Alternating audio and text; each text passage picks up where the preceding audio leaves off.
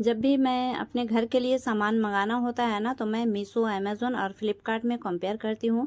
जहाँ ज़्यादा सस्ता होता है वहाँ से ही मंगाती हूँ, और हर बार देखा गया कि प्राइस के हिसाब से मीशो आगे रहता है, बिल्कुल रीज़नेबल प्राइस। लेकिन इस बार मीशो पीछे रह गया और फ्लिपकार्ट आगे आ गया।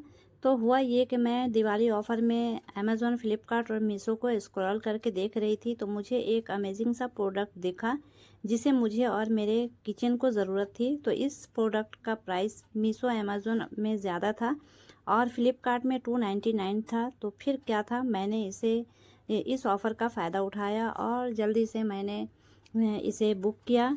और ये प्रोडक्ट बहुत ही अच्छा लगा मुझे। और ये बिल्कुल रोटेट करके आप जो कुछ भी इसमें रखे, रोटेट करके आप ले लीजिए। तो ये मेरी बहुत ज़रूरत की। अस्सलाम वालेकुम एवरीवन, कैसे हैं आप सब? होपफुली ठीक ठाक होंगे और अल्लाह के करम से और आप सबकी दुआओं से मैं भी बिल्कुल ठीक ठाक हूँ। तो आज हमें शादी में जानी है।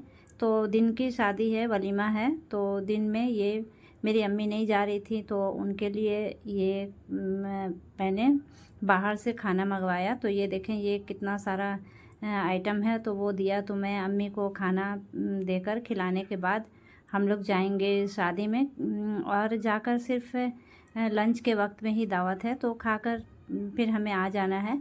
तो सबसे पहले मैं अम्मी को खाना खिलाई। तो अम्मी को खाना देने के बाद फिर हम सब तैयार होने लगे जाने के लिए शादी में। तो ये मुस्लिम बंगाली फैमिली में शादी थी। मैं अपनी फैमिली के साथ मुस्लिम बंगाली वलीमा पार्टी में गई। दावत में सबसे पहले टेबल पे मेन्यू कार्ड रखा हुआ था। उसके बाद एक सीट बिछा हुआ था, उसमें था एक प्लेट और एक टिश्यू पेपर और एक अजवाइन का पैकेट। और उसके बाद यहाँ पे सबसे पहले जो सर्व किया वो था चिकन साटा। तो चिकन साटा बहुत ही टेस्टी था। उसके बाद उन्होंने फ़िश कटलेट सर्व किया और साथ में कासुंदी। तो कासुंदी के साथ फ़िश कटलेट बहुत अच्छा लग रहा था। फिर दिया उन्होंने मिल्क पूरी और उसके साथ अफ़गानी छोले। तो अफ़गानी छोले और मिल्क पूरी ये दोनों ही बहुत टेस्टी था। फिर था चिकन बिरयानी।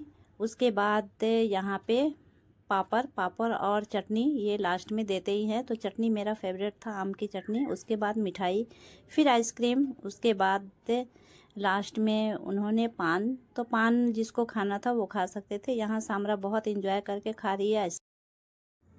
शादी से हम सब आ गए थे और आने के बाद फिर शाम में चाय वाय पीने के बाद फिर रात में मैंने डिनर के लिए मैं यहाँ पे बना रही हूँ मक्के की आटे की रोटी। और साथ में ये चिकन बना हुआ है। तो चिकन और आलू की सब्ज़ी भी बनी हुई है। तो सब्ज़ी तो यहाँ पे देखें, मक्के के जो आटे होते हैं ना, तो उसको साना जाता है, उसको गूंदा जाता है। वो बहुत अच्छे से गूंदा जाता है, क्योंकि उसको जब तक उसको अपने हथेली से गूंदा जाता है, तो उसको जब भी गूंदना है तो बहुत हथेली की मदद से गूंदना है। और यहाँ मेरा तवा गर्म हो चुका था और अब मैंने मक्के की रोटी को तवे पे डाल दिया है और ये अच्छे से ये पकेगा। तो देखें, ये मैं देख रही हूँ कि ये तवा के में सटा है कि नहीं। तो बिल्कुल सटा नहीं था।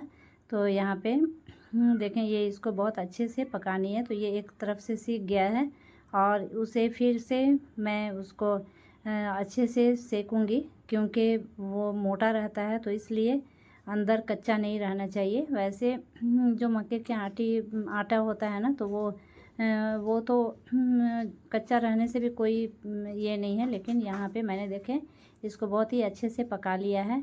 और ये एक मक्के की आटा जो होता है, तो वो एक मक्के को जो कॉर्न होता है, तो उसको भून कर पीसा जाता है और एक ऐसे ही कच्चा पीसा जाता है। तो ये भून कर पीसा हुआ है, तो इसलिए ये कच्चा रहने से भी कुछ ये नहीं होगा। लेकिन मैंने अच्छे से देखें इसे पका दिया है। और ये बहुत मीठा मक्के का आटा था।